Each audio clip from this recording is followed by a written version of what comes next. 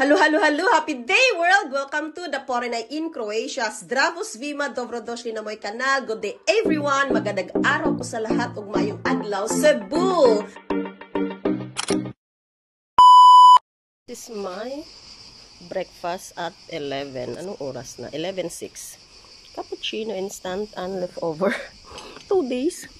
And my overlooking view ng ating ampalaya. Dami na niyang mga bunga. So, nag-flowering siya, tapos bunga agad. Mga 10 na siguro. Binilang. And here's our Mitzi. Mitzi!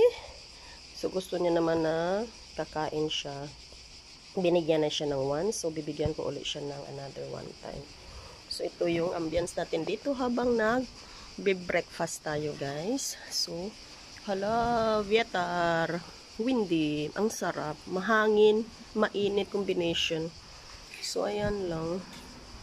Ang ganda. Ang ganda. So, ayaw ko dyan kasi mainit. O, yan. And dito, nag-stretch pating Mitzi.